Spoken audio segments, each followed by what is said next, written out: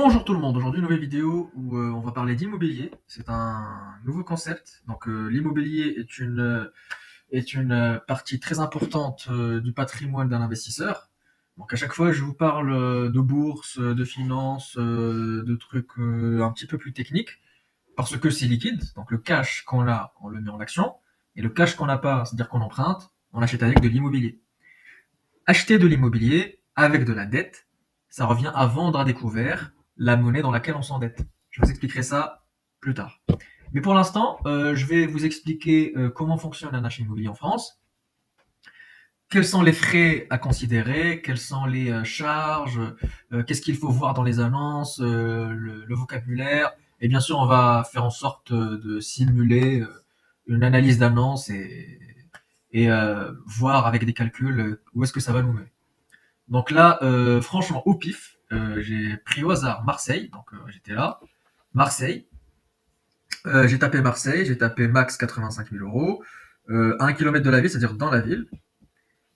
C'était pour une recherche personnelle en plus, je suis tombé sur plein d'annonces sympas. Cette annonce-là m'a paru pas mal, donc si moi j'en trouve, vous en trouverez. C'est cette annonce-là. Donc, il ne faut pas se fier aux apparences, ce n'est pas l'appartement, sinon il ne vaudrait pas 65 000 euros. Ça, c'est une entreprise, enfin, pardon, c'est une photo montée par l'agence, par ordinateur, pour donner envie aux investisseurs de se projeter. L'appartement, en réalité, ressemble plutôt à ça. C'est la même chose, hein, sauf que il y a un petit coup de rafraîchissement ici.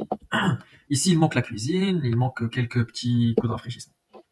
Donc, franchement, l'appart, même si là, il paraît plus moche, il est vraiment très bien. Donc, imagine une cuisine. Le plafond est déjà pas mal, faux plafond avec lumière encastrée. Là, c'est un parquet qui a l'air non abîmé, donc franchement, ça va. Ici, il y a une chambre, donc porte coulissante. Là, c'est la porte d'entrée. Donc, ça ressemble à ça. La cuisine, la partie cuisine ressemble à ça. Donc ça va, ça n'a pas l'air endommagé ni quoi que ce soit. Là, c'est la chambre. Malheureusement, il n'y a pas de fenêtre, un flop, mais c'est pas grave. Là, c'est la salle de bain. Donc ok, petit coup d'attention ici, un parquet dans la salle de bain, c'est pas l'idéal, mais bon, pas grave. Ok, donc là, c'est à quoi elle ressemblerait si jamais elle était retapée. Donc c'est vrai qu'il manque une fenêtre dans la chambre, mais bon, on va pouvoir s'en passer vu que l'appartement est très lumineux, vu la fenêtre qui est là. Donc on voit pas sur l'image. La fenêtre, si on vient là, voilà, elle est là. Donc c'est là la fenêtre. C'est un appart vraiment sympa, qui a l'air pas cher à première vue. Donc on va voir qu'est-ce qu'il en est. Donc c'est un T1 bis, idéal pour investisseurs, nanana, nanana. Il est situé au rez-de-chaussée. Donc point d'avertissement, il faut bien voir s'il y a des problèmes d'humidité, de champignons sur les coins, les plaintes. Sinon, moi ça me pose pas de problème. Les locataires ne leur posent pas de problème. Moi j'habite actuellement dans un appart au rez-de-chaussée, aucun souci. Contre, bien sûr, le meilleur compromis, c'est premier ou deuxième étage. Mais rez-de-chaussée, s'il n'y a pas de problème d'humidité, c'est vraiment pas mal. Donc on est en plus à Marseille, il fait tout le temps chaud et beau. C'est pas grave. Franchement, c'est pas grave. Donc 41 mètres carrés. Il y a séjour, cuisine ouverte et chambre aveugle. Chambre aveugle en mode de sans fenêtre. 11 mètres carrés. Donc avec OSC, tout ça. La chambre se ferme par des portes coulissantes. D'accord, on a vu ça. Euh, Cet appartement bénéficie d'une bonne étiquette énergétique, on reviendra sur ça plus tard. Il y a une cave et un débarras. D'accord. Donc là, il nous donne la référence pour pouvoir appeler l'agent immobilier. Et là, on nous donne le code-part. Alors, le code-part des charges de copropriété, il faut savoir que cet appartement fait partie d'une copropriété, c'est-à-dire d'un immeuble. Donc, les frais d'entretien de l'immeuble se font par le syndic et qui répercute ça aux propriétaires par rapport à leur tantième dans l'immeuble. Tantième, c'est quoi? C'est juste combien vous possédez par rapport à l'immeuble. Donc si vous avez 10%, vous aurez 10% des tantièmes de l'immeuble, et du coup les frais annuels de tout l'immeuble en entretien vous seront répercutés de 10%. Donc là c'est 1687 euros l'année, ce qui est pas beaucoup, mais ce qui n'est pas négligeable. Donc là l'immeuble contient 9 lots. 9 lots, c'est pas 9 apparts. Hein. Une cave, c'est un lot. Donc là, 9 lots, ça va être un petit immeuble de 3-4 appartements avec 2-3 étages max. Vous savez, les petits immeubles au centre-ville. Je pense qu'il n'y a même pas d'ascenseur, mais bon, les petits immeubles sont bien aussi. Donc, qu'est-ce qu'on a ici? On a un appartement, très bien, la surface, le nombre de pièces, la chambre, salle d'eau, classe énergétique. Alors là, c'est ce qu'on appelle le DPE, diagnostic de performance énergétique. Donc, résumé ce que vous devez comprendre, de A à D, enfin, c'est des lettres qui représentent la performance énergétique, la capacité de l'appart à isoler et à être isolant. Si on met le chauffage, par exemple, est-ce que faut le mettre à fond tout le temps ou est-ce que on le met un petit peu et l'appartement peut emmagasiner la chaleur et nous chauffer sans bien consommer de l'énergie. Donc ça, c'est le DPE. Plus le DPE est haut, plus on a une meilleure note, plus l'appartement peut isoler de l'extérieur et donc on peut mettre moins de chauffage et se chauffer plus longtemps. Ce qui favorise mieux, plus de vertus écologiques et qui peut faire des économies aussi. Donc, ce que vous devez savoir, c'est que de A à D, aucun problème. Les E vont être interdits à la location en 2034, les F interdits à la location en 2028 et les G normalement déjà interdits en 2025, mais on ne sait pas si c'est appliqué ou pas. GES, c'est gaz à effet de serre, donc A, on est parfait. On a une cave. Type de chauffage individuel, donc les 1687 euros ne comprennent pas de chauffage collectif. Donc individuel, il faut savoir s'il est au gaz, électricité, etc. On est bien au rez-de-chaussée, donc l'exposition. Charges honoraires, ça c'est les charges que vont recevoir les agents immobiliers qui sont chargés de vendre le bien. Donc bien évidemment, ce n'est pas nous qui vendons le bien.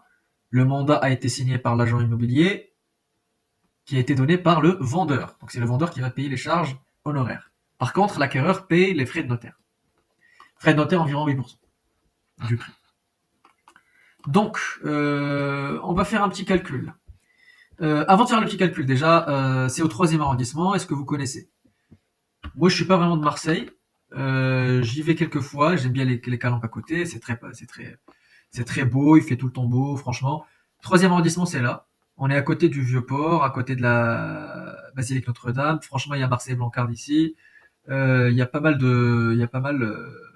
d'accessibilité. On est presque au centre-ville. Franchement, j'aime bien le coin. Loin des coins un petit peu plus tendus. Vous allez me dire, ok, là, la partie est bien, mais combien est-ce qu'il pourra se louer? Est-ce qu'il y a beaucoup de tension locative? Comment on fait par rapport au crédit? On va faire tout ça ensemble. Première chose, voyons voir s'il y a de la tension locative ou pas. Donc, code postal, type de logement, studio T1, allez, je cherche une location, hein, on s'en fout. Donc, il est très difficile de trouver une location, c'est-à-dire c'est très tendu, il y a beaucoup plus de locataires que de propriétaires, c'est très bien. Par contre, le budget des locataires n'est ni serré, ni très détendu. C'est-à-dire, si on met un prix, ça sera forcément le prix juste qui sera favorisé par les locataires. Si on met trop cher, ils vont pas comme à Paris compromettre et payer, ils vont quand même avoir plus de réticence. Donc, ok. Là, vous allez me dire, ok, mais maintenant on sait qu'il y aura des locataires, mais combien ça se loue tout ça? Il y a un site, Meilleurs Agents.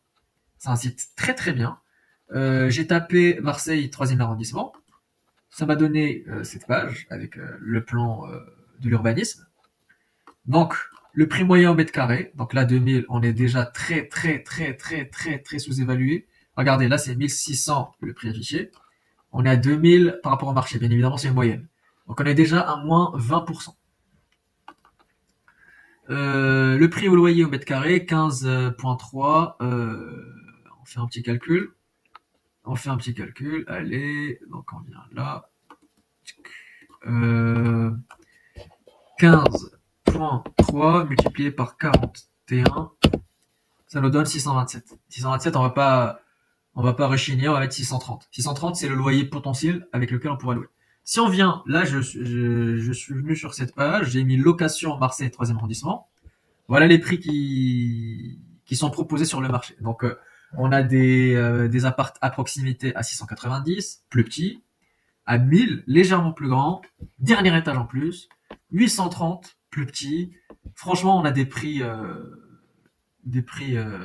incroyablement plus élevés que ce qu'on a. Par contre, c'est des appartements meublés, tout ça. Donc là, nous, pour l'exemple, on va considérer 650, prix très raisonnable.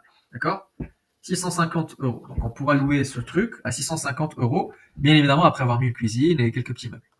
Donc on va partir sur 10 000 euros de travaux. 10 000 euros de travaux, c'est très abordable. Si la cuisine va coûter 6 000, 7 000 euros, et les petits meubles, 2 000, et un petit coup de peinture, si on veut. Sinon, c'est parfait comme ça. Donc 10 000 euros, moi, je pense qu'on fait un petit rafraîchissement, on arrange la cuisine.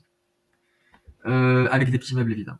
Donc 10 000 euros, avec le prix actuel du bien 65, ça fait 75. Donc ici, j'ai mis 75 000. Bien évidemment, on va mettre un apport de 8 500. Là, enfin, franchement, nous, pour quelqu'un qui est intéressé par la finance, l'investissement, bâtir un patrimoine, il faut avoir un petit peu d'argent de côté, surtout que les banques en ce moment sont réticentes. Donc, 8 500, si t'as même pas 10 000 balles de côté, soit en bourse, soit de côté, franchement, travaille plus d'abord, gagne plus d'argent, et puis pense à l'investissement après. 8 500 euros de côté, tu la mets en apport, tu lèves 75 000 euros. Enfin, pardon, 75 000 euros, c'est le prix du bien. Avec les frais de notaire, 8% dont on a parlé tout à l'heure, ça fait 78 500. Avec 8 500 qu'on a mis, donc ça fait 72 500 à lever. Donc on met ça, on lève ça, sur une durée de 20%. Si vous êtes bon, vous pourrez aller jusqu'à 25 ans, ce qui fait diminuer la mensualité. Mais bon, rembourser rapidement sa dette, et puis ne pas être lié à la dette jusqu'à la mort. Et puis 20 ans, c'est une échéance que les banques aiment bien, surtout pour du locatif. Donc là, on a une mensualité de 425. Vous allez me dire, ok, on a convenu qu'on pourrait louer ça facilement à 650. La mensualité qu'on a vue ensemble, en prenant en compte les travaux, les frais de notaire et les coûts d'intérêt moyens, 3,6, c'est un taux annuel effectif global, un TAEG, donc qui prend en compte l'assurance du prêt et tout le tralala. Si vous êtes bon, vous pourrez même aller à 3,35, 3,3, 3,20, hein, si vous êtes bon. Ça, c'est la moyenne, bien sûr. Donc avec ça et tout ce qu'on a pris en compte, on a 425 d'échéance mensuelle. Donc 650, 425, vous allez me dire, ouais, mais on gagne 225 par mois, c'est très bien. Sauf que non. C'est beaucoup plus compliqué l'immobilier, il y a des charges à considérer. Donc, charges de copropriété, frais de notaire, mensualité du crédit, PNO, propriétaire non occupant, c'est une assurance très recommandée que les banques exigent maintenant pour vous prêter. Donc la PNO, c'est une assurance, vous la prenez soit aux côtés de votre banque ou chez un courtier en ligne. Donc franchement, ça coûte pas très cher, donc 10, 15, max 20 euros par mois, selon la taille, la ville, tout ça. Je pense ici, ça doit tourner autour des 15 euros. On va faire une simulation, on va voir combien il nous reste par mois. On va enlever tout ça. Donc on avait dit 650 moins 425 moins 1690 divisé par 12. La taxe foncière, ça doit être autour des 800 par an. Vous avez déjà en mauve, parce que j'ai déjà calculé juste pour savoir. Donc ça doit être vers les 800, 750, 800, la taxe foncière par an. Donc mensuellement, 800 divisé par 12, moins une PLO, allez, disons 15 euros. Donc là, ça nous donne 2,5 de cash flow positif. C'est-à-dire, après avoir payé la mensualité du crédit, la PNO, la taxe foncière et les charges de copropriété, il nous reste 2,5 euros par mois. C'est absolument rien. Par contre, sachez que on est autofinancé. Donc, on met 8 500 euros, on attend 20 ans, on récupère 75 000 euros sans prendre en compte l'appréciation du bien. Franchement, c'est incroyable. Donc là, c'est comme si, avec 8 500 euros, on achetait un ticket qui nous ferait marcher une machine qui s'autofinance et qui marche toute seule tout le temps. Au-delà de 20 ans, les 8 500 euros qu'on aura mis rapporteront un rendement énorme. Donc, supposons d'ici 20 ans, les loyers augmentent, on est à 750. On sera beaucoup plus, mais 750 x 12, 9 000 divisé par notre mise initiale. Donc, on multiplie par 100, évidemment. Donc, d'ici 20 ans, quand tout sera payé, on n'aura plus de charges de crédit mensuel. On aura 750 d'ici 20 ans, on l'avait dit, moins la PNO, disons qu'il va augmenter à 20, Les charges de copropriété, disant ça va augmenter à 1900, on divise par 12. La taxe foncière, disant qu'elle va augmenter, allez, on va mettre 1000 divisé par 12. Ça va nous donner 448, disons 490 par mois. 490 par mois fois 12. Divisé par notre mise initiale, multiplié par 100. Donc, d'ici 20 ans, 8500 qu'on avait mis nous rapportera 70% de rendement par an, mesdames et messieurs. C'est incroyable. L'immobilier est incroyable par ce mécanisme d'autofinancement au début, c'est-à-dire on lève de la dette, on l'autofinance, et on rembourse par l'effet de levier. Incroyable, avec un appart que j'ai pris devant vos yeux, j'ai fait les calculs devant vos yeux, on l'autofinance pendant 20 ans, on s'en fout, il nous coûte absolument rien, on le laisse, on veut pas gagner de l'argent dessus. Si on est bon, on pourra trouver des meilleures affaires où on pourra dégager du cash flow, mais c'est un exemple où les charges de copropriété sont un petit peu plus élevées, donc ça nous pénalise, mais quand même on s'autofinance. Dans 20 ans, on a l'appart, soit on le vend, bim, on prend 75 000, sinon on considère qu'il a augmenté de valeur, donc 90, 100 000, et on les gagnant avec 800, avec 8500, c'est incroyable. Sinon on laisse et on prend le rente. Franchement, c'est incroyable. Donc, qu'est-ce qu'il faut retenir? Déjà, la plupart des achats immobiliers se font sur le bon coin. Deuxièmement, il faut bien lire l'annonce, bien regarder les photos et considérer s'il y a ou pas travaux à faire. Estimer les travaux. Donc, qu'est-ce qui manque? Une cuisine, des lampes, c'est juste un rafraîchissement de coup de peinture parquet. Qu'est-ce qui manque? Bien évidemment, avec de l'intelligence artificielle ou tout simplement en appelant des artisans et en proposant qu'ils nous fassent des devis, on peut quantifier. Moi, j'ai un petit peu l'habitude, donc je vous dis que ça, c'est max 10 000 euros. Donc, euh, déjà, avec ça, on a les travaux, on a l'emplacement du bien. Est-ce qu'il est à côté, est-ce qu'il pourra s'apprécier? Donc oui, on a vu qu'il est à côté du port, à côté de la plage, à côté d'une basilique. Il y a une gare à côté. Franchement, c'est un coin très sympa. En plus, il n'est pas dernier étage sans ascenseur ou un truc comme ça. À voir s'il n'y a pas de champignons ou problème d'humidité. C'est un bel appartement où on pourra pas vivre toute notre vie, mais des locataires prendront sûrement l'appartement 2, 3 ans, 4 ans avant de changer à chaque fois. Franchement, c'est un bon investissement. Donc, j'ai dit voir l'annonce, voir les photos, estimer s'il y a des travaux ou pas, bien faire attention aux charges de copropriété, faire attention à la taxe foncière. Là, elle n'est pas mise, mais normalement, on la met. Toujours appeler et se renseigner. Donc là, j'ai pas la taxe foncière. Normalement, j'aurais dû appeler combien est la taxe foncière. Est-ce que les charges de copropriété sont bien de 1687? Est-ce que si? Est-ce que ça? Est-ce qu'il y a des traces de champignons? Est-ce qu'il y a d'autres choses à revoir à part la cuisine? Donc on pose toutes nos questions à ce genre immobilier. Après, voilà, donc on fait nos petites simulations soit dans des sites spécialisés, soit dans le petit outil de mon coin qui marche très bien. Donc 20 ans, c'est l'échéance que les banques acceptent le plus facilement. L'apport, on nous demandera 6, 7, 10%. 10%, c'est très bien. Mais franchement, n'hésitez pas à en mettre plus pour moduler votre mensualité souhaitée. Donc là, avec 430, si on met 7500, avec 430, ouais, j'ai perdu le truc, mais on est à 2,5, bah là, on enlève 5, donc on en a moins 2,5. Ça nous coûtera 2,5 € par mois, ce qui revient à zéro, en fait. Donc, bien faire attention à la mensualité, faire des rendez-vous avec plusieurs banques pour voir celle qui nous propose le meilleur taux. Le PNO, l'assurance PNO, voir si la banque nous propose une bonne, sinon voir dans des courtiers en ligne, on nous donne des PNO presque gratuites, enfin pas presque gratuites, mais à très bas prix. Et voilà, donc c'est tout ce qu'il y a à voir. Et à chaque fois, vous faites votre estimation et vous voyez si vous êtes en autofinancement. Si vous êtes en autofinancement, sachant que vous avez pris des hypothèses plutôt sévères avec vous-même, le projet est bien. Surtout, surtout, surtout, faites attention à la tension locative. Faites attention au prix du loyer par mètre. Donc, n'hésitez pas à faire des recherches à côté ou à proximité de l'appartement que vous convoitez pour voir combien il pourrait se louer ou combien d'autres le mettent à louer. Comme ça, vous avez une idée. Donc là, voilà, on a pris notre hypothèse, on a pris nos calculs et on a réussi à autofinancer ce bien et à estimer les travaux. Donc franchement, c'est comme ça qu'il faut faire et n'hésitez pas à mettre des commentaires pour suggérer d'autres choses à voir sur l'annonce ou pour mettre vos remarques. N'hésitez pas à me suivre et à regarder les autres vidéos par rapport à la finance, à la bourse, qui sont aussi des leviers importants pour l'investisseur. Et voilà, donc de temps à autre, je vais vous mettre des vidéos par rapport à l'immobilier.